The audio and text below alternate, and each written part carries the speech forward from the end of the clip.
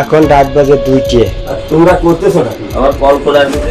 স্বামী রয়েছেন সুদূর সৌদি আরবে, সেই সুযোগে ঘরের ভেতর অন্য যুবকের সঙ্গে আপত্তিকর সম্পর্কে মেতেছিলেন স্ত্রী, কিন্তু শেষ রক্ষা হলো না। প্রবাসে থাকা স্বামীকে ভিডিও কলে লাইভে রেখে তারই ঘরে স্ত্রীকে আপত্তিকর অবস্থায় হাতে নাতে ধরে ফেলেছে পরিবার ও প্রতিবেশীরা। শুক্রবার রাত 11টার দিকে মাগুরার মোহাম্মদপুর উপজেলার চৌবাড়িয়া গ্রামে প্রবাসী শফিকুল ইসলামের বাড়িতে এই চাঞ্চল্যকর ঘটনা ঘটে। এই ঘটনায় আটক যুবকের নাম ইব্রাহিম সর্দার, যিনি স্থানীয় ছাত্র শিবিরের একজন কর্মী হিসেবে পরিচিত।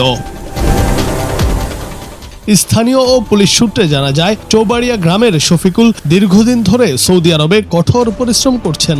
এই সুযোগে তার স্ত্রীর সঙ্গে প্রতিবেশী লাকু সর্দারের ছেলে ইব্রাহিম সর্দারের পরকীয়া সম্পর্ক গড়ে ওঠে। বিষয়টি নিয়ে এর আগে একাধিকবার ইব্রাহিমের পরিবারকে সতর্ক করা হলেও তারা কোনো প্রতিকার করেনি।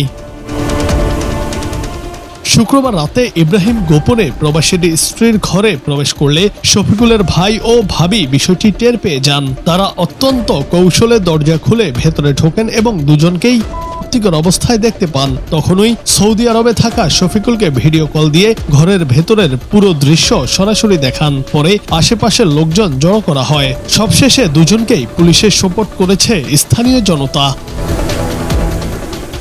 আটক হওয়ার পর ঘটনার সত্যতা স্বীকার করে প্রবাসীর স্ত্রী জানান, স্বামী দীর্ঘদিন বিদেশে থাকার সুযোগে ইব্রাহিমের সঙ্গে তার প্রেমের সম্পর্ক গড়ে উঠেছিল এবং তাদের মধ্যে নিয়মিত যোগাযোগ ও মেলামেশা ছিল।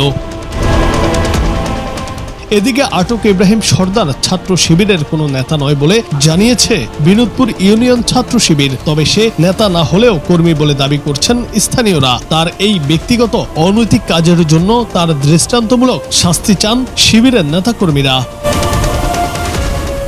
এদিকে মোহাম্মদপুর থানার ওসি মোহাম্মদ আশরাফুজ্জামান ঘটনার সত্যতা নিশ্চিত করেছেন।